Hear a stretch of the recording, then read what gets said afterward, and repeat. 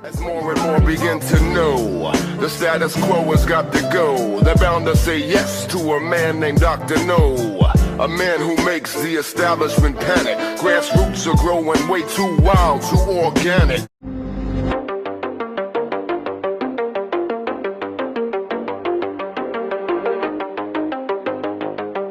But the House on Thursday night at about just before 11:30 p.m. Eastern Time, they voted down an amendment to block cluster bomb shipments to Ukraine.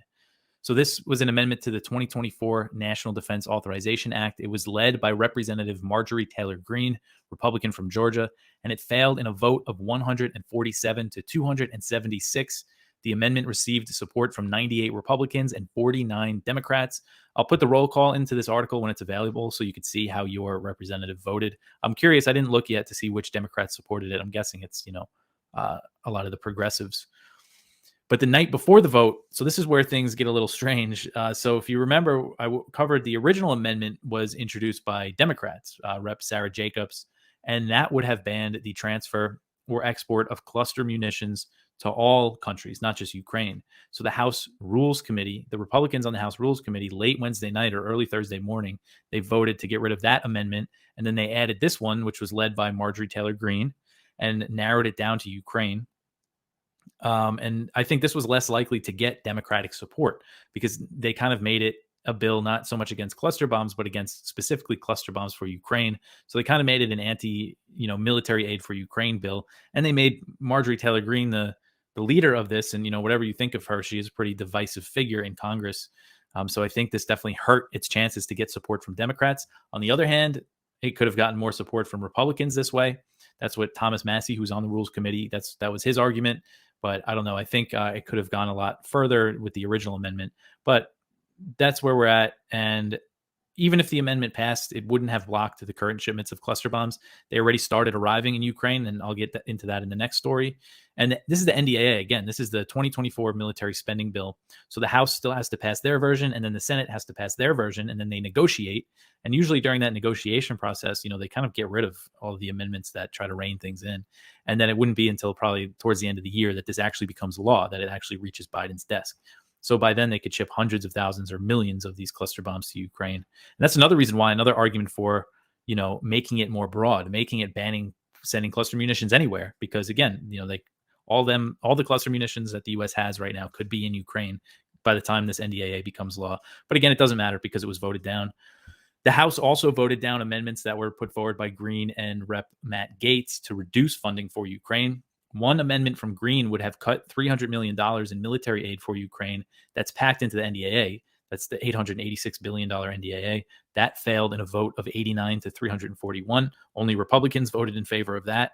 And Gaetz put forward an amendment that would have cut off all military assistance for Ukraine. And that measure failed in a vote of 70 to 358. So that failed pretty badly. But it's still interesting. 70, it's all Republicans, that there's 70 Republicans willing to vote to completely cut off Ukraine. Here, Biden activates 3,000 reservists for Europe. So this is a little concerning. President Biden on Thursday signed an executive order allowing the Pentagon to mobilize 3,000 reservists for deployments in Europe, where the U.S. military has significantly increased its presence since Russia invaded Ukraine. So since February 2022, the U.S. has deployed over 20,000 additional troops to Europe, bringing U.S. troop levels on the continent to over 100,000 for the first time since 2005. The U.S. has beefed up its presence in Eastern Europe. They currently have over 10,000 troops in Poland, which has become a major hub for U.S. military equipment that's going to Ukraine. That's kind of where it all passes through. So the mobilization of 3,000 reservists, it's kind of strange. It signals that the U.S. military is strained in trying to maintain this large troop presence in Europe.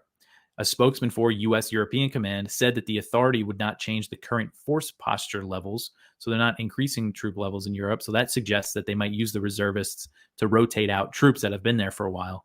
But yeah, they're basically saying that they're going to use this to ensure, long-term U.S. presence and operations in Europe. The Pentagon said that the reservists will support what they call Operation Atlantic Resolve. So Operation Atlantic Resolve is the name for U.S. military activities in Europe that are done in response to events in Ukraine. And they started this in 2014 after the U.S. backed coup in Kiev when Russia annexed Crimea and the civil war in the Donbass broke out. They started beefing up their presence in Europe. So, this has been a long time in the works. And again, everything's accelerated since the invasion. So, 3,000, troops isn't many, but calling up reservists for this reason, it's concerning because, if things get really hot between the U.S. and Russia or between the U.S. and China or both at the same time, if they have to already call up reservists for this now, it's definitely makes you worry about, a potential draft or something like that. So a U.S. Navy spy plane flew over the Taiwan Strait on Thursday as China's People's Liberation Army was conducting drills to the south of Taiwan. The U.S. Navy's 7th Fleet announced the flight of the Navy P-8A Poseidon, and Taiwan's defense ministry said that the plane flew on the south side of the median line, which is an unofficial barrier that separates the two sides of the Taiwan Strait. China said that it tracked the U.S. aircraft and accused the U.S. of hyping the incident. A spokesperson for the PLA's Eastern Theater Command, which is the Chinese military command responsible for the area, Taiwan Strait, and the areas around there. The spokesperson said, quote, "The troops of the PLA Eastern Theater Command have tracked and monitored the U.S. aircraft in the whole course and handled it in line with laws and regulations," end quote. So the U.S. frequently sails warships through the Taiwan Strait, and China views those transits as, provocations. Surveillance flights have been less common. U.S. flights over the Taiwan Strait are not as common as the ships, but they're becoming more frequent. The last known U.S. flight over the Taiwan Strait took place in April. Taiwan's defense ministry said that PLA ships and planes conducted a third day of drills on Thursday, so they are conducting drills to the south of Taiwan. But the ministry said that they also detected Chinese aircraft crossing the median line, which the Chinese military used to avoid crossing that line. But since Nancy Pelosi went over to Taiwan last year, in August 2022, so it's almost been a year since she made that trip. Since then, China has kept up the military pressure on Taiwan, and they're, kind of using it as a way to respond to the U.S.'s growing military and diplomatic ties with Taiwan, just in general. Here's Gerald Salenti with today's trends in the news. Was, the inflation numbers are coming out and they're not as bad as they thought they would be. So what does that mean? Well, the Fed's expected to raise interest rates 2 more times. Will they now that inflation's going down? But is inflation really going down? Let's see. Labor Department measures in June, rents are up 8.3%. Oh, wait a minute, but consumer prices were down 0.2%. So the rents will keep going up. Equivalent rent was up, rents were up 8.3% from a year earlier. Oh, used car prices came down. They slipped 0.5% in June. Oh, in April, they were up 4%. So what's this fucking bullshit that inflation is going down? Oh, housing prices went up, over 40%? They keep going up over the past, from when they started the COVID war? Yeah, things are going down in price a bit on some areas, but inflation is still way high. So that's why you subscribe to the Trends Journal, because this is nothing more than bullshit. Total fucking bullshit that inflation's going down. Yeah, it's going down in some areas, but it's still high across the board. So, loan delinquencies jumped. I wonder why. Well, everybody's doing so fucking great. How could loan delinquencies go up?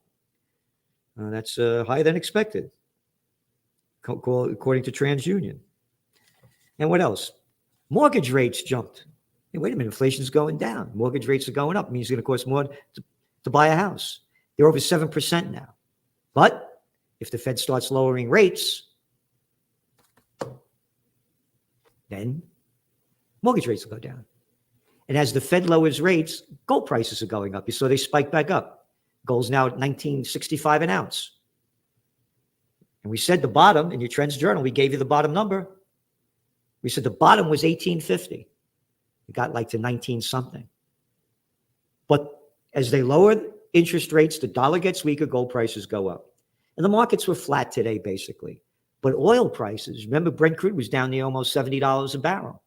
Now it's over $81 a barrel. Oh, inflation? You're going to be paying more at the pump. Don't worry about it. Bidenomics, everything is okay. Court clears Microsoft deal. $75 billion purchase of game maker Activision. No monopolies here. The bigs fucking own everything. I go to Home Depot, Lowe's, because all the local hardware stores, I go to one down here, Herzog's, but I go for other stuff they don't have there. And my heart breaks when I see the people working there. What the fuck are you going to school for? He's paying what, about $180,000 to send somebody to school from kindergarten to 12th grade. You get a fucking job at Target, Lowe's, Walmart, Staples, CVS, FUCK. Look at the fucking shit going on. And all you little fucking shitheads that say, watch your language, go fuck yourself, or go suck somebody's whatever. You're in a fight for your fucking life. You got it? Don't you wish you were living in Ukraine? Oh, it's happy days. As NATO and the United States keep ramping up the war that should have been over a long time ago. Biden braces NATO for slog against Russia. From the toilet paper record. Yep. In a speech seemed to be preparing Americans and NATO countries for a confrontation that could go on for years. Isn't that great? As the fucking country's going, fucking people are going broke, and we're ramping up into a nuclear war. Don't worry about it. Be a stupid fucking shithead. Swallow the political shit from a fucking guy that's dumber than fucking shit. Putin still wrongly believes that he can outlast Ukraine, Mr. Biden said. Oh, if Biden said it, then it must be true. After all this time, Putin still doubts our staying power. He is making a bad bet. Staying power? There he is. There's the guy leading our country. Yep. Hey, man, loose as a cat, man. After all this time, Putin still doubts our staying power. Staying power? You're only in fucking Afghanistan for 20 years and lost, fuckface. Oh, you had a beautiful fucking exit that cost hundreds of billions or scores of billions that we lost in machinery and equipment and killing a bunch of people, including our soldiers. Hey, how about Vietnam War? That was a nice long one, too. Yeah, we'll do it forever. I forgot the Iraq wars. What bullshit. Not once in their public comments did NATO leaders discuss talks with Russia for a ceasefire or career-style armistice, a silent recognition that Ukraine insists on retaking far more of its territory before negotiating, and that Mr. Putin has signaled no willingness to pull back. That's the bullshit from the New York Times. Not a peep about peace. And all you fucking rich people that don't give a fucking penny for peace, you should fucking rot in hell. Because guess what? All you richies, you don't take a fucking penny with you. Hungarian Prime Minister makes Ukraine peace proposal. This is Viktor Orban, the Prime Minister of Hungary. Instead of bringing weapons to Ukraine, we should bring peace. He said this week. A ceasefire is necessary, and instead of war, peace negotiations should start as soon as possible. Fuck you. We're not going to repeat a word of this in the American or Western media. All you fucking scumbags that vote to send my money and your money to Ukraine, put on your military drag, go over there and fight, send your money, or shut your fucking mouth like you shithead who wrote this fucking article in the toilet paper a record. Despite billions of federal dollars spent to help make up for pandemic-related learning losses, they weren't pandemic-related learning losses. They were lockdowns by politicians and scum fuck shit bureaucrats and ignorant fucking people running the education system. Had nothing to do with the pandemic because a fuckface, young people weren't dying of COVID. And if you look at the numbers, and I forgot exactly what they are, I think in the United States, 1 to 17-year-olds, it was under 2,000. And 61% of them, according to the Centers for Disease Control and Prevention, 61% of those hospitalized were obese. But they locked down the fucking schools and fucked up the kids like they fucked up the world. Your daily dose of liberty education starts here. The Tom Woods Show. First of all, I know for a long time that you were cheering the kinds of things, maybe not everything, but a good number of the things that Ron DeSantis was doing in Florida. And you were a big supporter of his and saying that this is a much, much better direction for the GOP than the usual strategy of lie down and die. But I wonder, has that changed at all for you? Or are you in the DeSantis camp when it comes to the presidency or what? Well, there is, I think, an interesting distinction where DeSantis' leadership at the state level, I still think, is the best model out there in terms of achieving significant wins in the policy arena. I think what he's been doing in terms of bolstering state sovereignty against the biomedical security state, against the state-run universities, going out against central bank digital currencies and the like, I think that model is the most interesting thing that has happened in conservative politics, if we accept that label, in a very long time. And there's nothing that this campaign does that can shake where I see are results from that level. It is interesting, though, watching this kind of scale nationally. For one, there's a whole other set of questions that come with national policy, Ron DeSantis and foreign policy, and I think that's actually a major issue for a reason I'll get to later. But ultimately, though, if you're going to enter this arena, if you're going to take on the king, where Trump as a figure has such a unique pull towards the loyalty of the base, and we could sit here on the side and say, well, how can anyone be loyal to Trump after COVID, after all this spending, after appointing a whole bunch of swamp hacks into it? All these are valid criticisms. But to that rank and file conservative base voter, we're seeing that Trump still has 50+% of that loyalty, which has only been strengthened as a result of the various indictments against Trump and all these various attempts that people see as trying to take down their icon. So DeSantis enters this environment where we all know it's going to be a very difficult campaign. And you see the way that he is navigating this arena.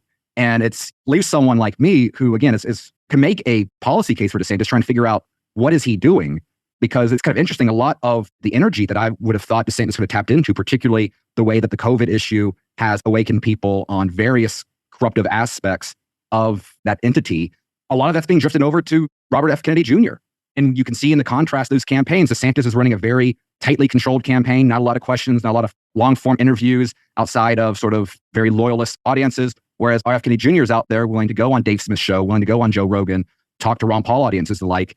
And so I think that DeSantis's own, I think there might be an element where they are trying to overcompensate for DeSantis not having the charisma and the personality. But in doing so, his campaign seems like a status quo campaign aesthetically. Looks like some mix of Scott Walker or even a little bit, I think, of some of the troubles that Rand Paul had trying to placate the establishment while still trying to keep his father's sort of base. And it's kind of creating a dynamic where you're not seeing people rush to this exciting new thing, but rather kind of appreciate the unique theater that you get with the Trump show. That Florida was worse than New York, as Trump continues to spout. I don't think they quite follow him on that. They can say, oh, it's Trump being Trump. But they've done a great job of boxing that, where people that have respect and appreciation, who were big DeSantis people just 8 months ago, now are convinced that he is someone that can't be trusted. Now, the irony of all this is that Kevin McCarthy is someone that Trump still brings into the Oval Office on a regular basis. Paul Ryan was made Speaker of the House after Trump's endorsement in 2016. Karl Rove, he handed over his 2020 campaign to. His campaign manager supported Ronna Romney as RNC chair in some of the inter-party battles, right? And so the thing is, though, is that all this record, it doesn't matter to people that have this emotional connection there and view Trump as a victim in all this and have this underlying suspicion of anyone who looks like a politician. I think DeSantis' biggest failure, though, and it goes back to the foreign policy issue, is that he is someone whose entire argument for the campaign is one of merit and intelligence. And so we talked about him not really having a campaign that's showing it off the same way that Robert F. Kennedy can talk about what he's really passionate about. The other side of it, though, is that he's lost the endorsement or support of one very important person. And I think this is a direct failure of DeSantis individually rather than overly controlling campaign teams. And that's Tucker Carlson. We've now had multiple times now in the recent weeks. First was one of Tucker's videos on Twitter. The other one was a clip I saw from his recent interview with Russell Brand, where Tucker is talking about this foreign policy issue, something we obviously care a great deal about. And it's very clear that Tucker Carlson believes, or at least is telling people that he believes, and I don't think he's a disingenuous guy on this issue, that he thinks that Trump is the only guy on the Republican side. I don't know if he considers Vivek Ramaswamy as a real candidate or not, but he clearly does not think that DeSantis is dependable on the foreign policy issue. He hasn't said that explicitly, saying, oh, that warhawk DeSantis, but it's clear with the way that he talks about Trump within this field that he sees DeSantis as part of the problem and not part of the solution. And I think back to where Tucker was praising DeSantis for a statement that he gave the Tucker Carlson show back when it was still on Fox about seeing no value in engaging in a proxy war between Russia and Ukraine and that's un-American interests. And then just a few days later, again, I think he got pushback from some of the donor class out there where he softens up that language. Now, he hasn't gone explicitly saying, oh, we need to be sending cluster bombs to Ukraine or anything like that. But there's been a clear attempt to sort of dance around some of these issues that donors, for whatever reason, are very motivated by. And I think that is a major red flag to someone like Tucker.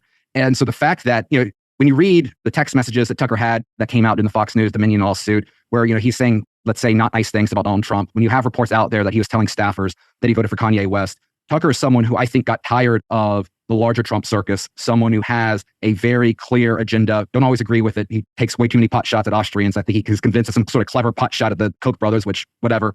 But he's someone who clearly has an agenda and clearly motivated on the foreign policy issue, where DeSantis has lost any, I think, attempt to win that support. And I think losing some of those figures that have that elevated sense of relevance in the conservative sphere when we're dealing with a post-Rush Limbaugh world in the way that his show was a major, major force. When Fox News has the communicators out there that have enough broad appeal that DeSantis could rely upon them as being sort of secondhand messengers of his campaign. And if he lost Tucker Carlson, that is his own self-inflicted wound. And again, it feeds to, again, this larger skepticism that voters have about the sincerity of DeSantis, how much of his Florida stuff is performance art opportunism rather than a sincere commitment to principle. Now, I don't share that cynical view of DeSantis. I know Daniel McCarthy, our friend, has been in conversations with DeSantis, or kind of closed-door meetings with DeSantis, where he talks about his foreign policy views, and he has identified him as a realist, not a neocon. I take that sort of analysis seriously, but I'm not surprised that people are kind of seeing him more as an opportunistic candidate when he runs the campaign that one would expect from an opportunistic candidate. The one good thing to take out of this, though, is that if you look at the polling, the top three candidates in most polls are the least old-school Republican type of politician in Trump, DeSantis, and Vivek Ramaswamy. Now, again, I understand that's not an endorsement of Trump's 4 years in office, but he is still the least like the Bush years of the Republican Party relative to the other ones out there. People like Mike Pence, Tim Scott, Nikki Haley, they're all polling in the very low single digits. Chris Christie is out there only as a New Jersey foil for Trump. So we see at the very least, the base is not looking to retreat back to the evils of Bush-era Republican politics. They are looking for something different.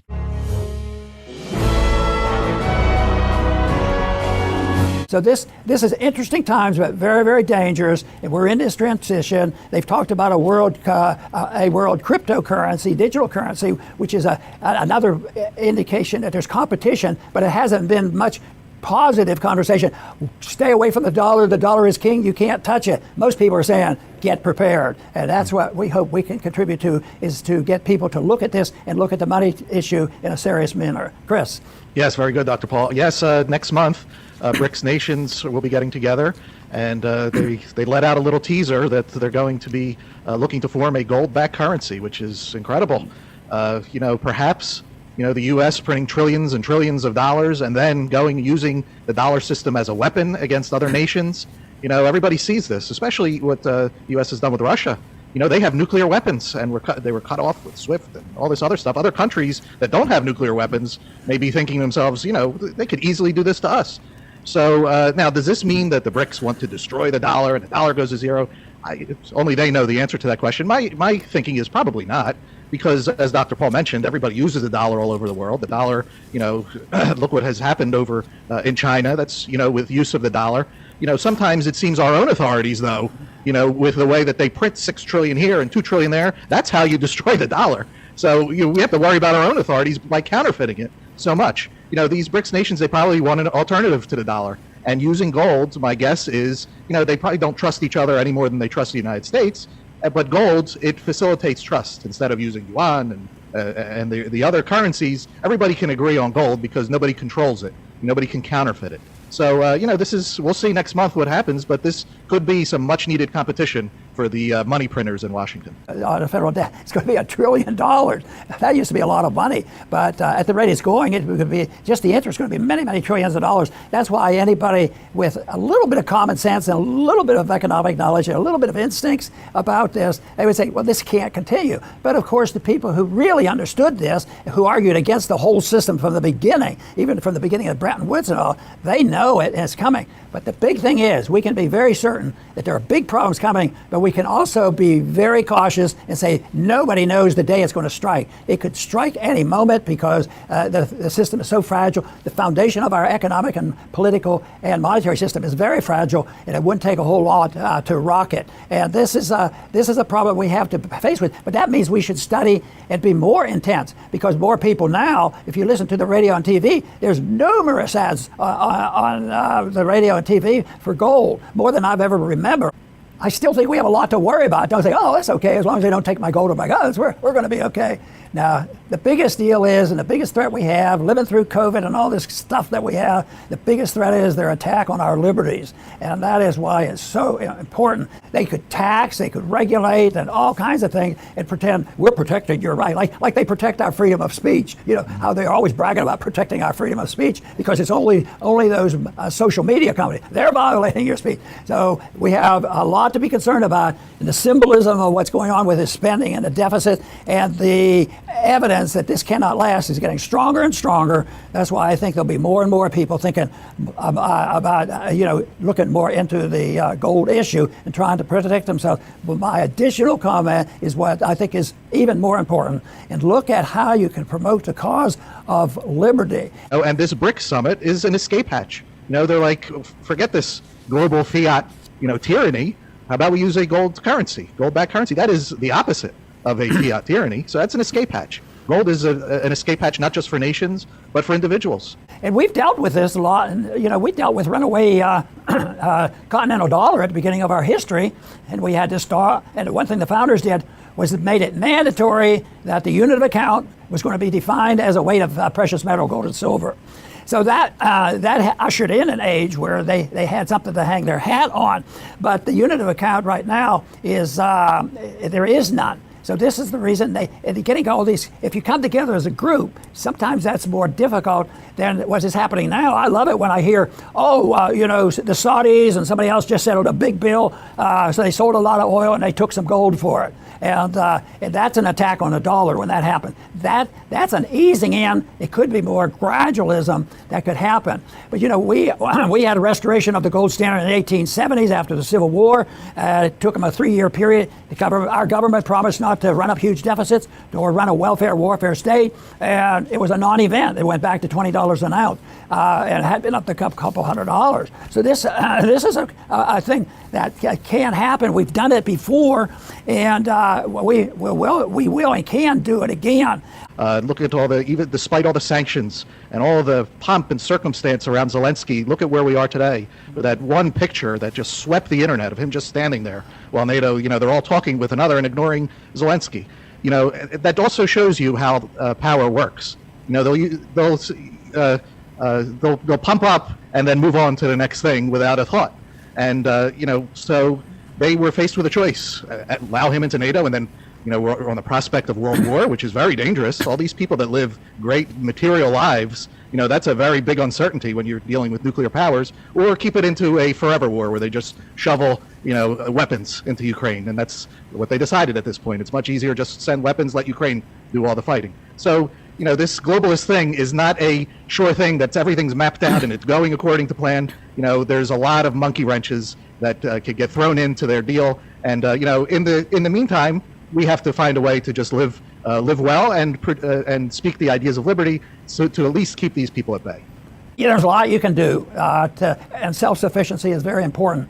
It's not like we don't have our freedoms. It's that we have become complacent and dependent on too many handouts. And of course, that's become astronomical since we've had this craziness on the protection of our borders and the welfare state, the warfare state. The spending is out of control. And one of these days, they're going to look at that $1 trillion interest payment per year. Anything that can get to $1 trillion in interest payment can go to $2 trillion too. So I think the information is out there. I think the economic understanding, monetary understanding is far beyond of what the founders even knew back a couple hundred years ago. So the information is there. I think the integrity necessary and the willingness to find the information, because basically you're not going to get this information in a government school, and that's one of our problems, because they're not going to let you know the secret, because they say, what are you crazy people wanting to know about what the Fed's doing? You have an audit of the Fed, that's just a waste of time. No, it would be very revealing if we knew exactly how much control the Federal Reserve had on how they manipulate the money internationally, financially. It would be an eye-opener. My belief is, I spent time on that, because if people had a true audit of it, they would say enough is enough. The other thing is, if they had a true audit of the Pentagon, they would also say, this money's not going for national security interests. I mean, it's impossible to come to that conclusion when you look at all those expenditures. So there's a lot we can do. That's why my argument is, let's really work hard to protect our First Amendment so we can at least discuss these issues. I want to thank everybody for tuning in today to the Liberty Report. Please come back soon.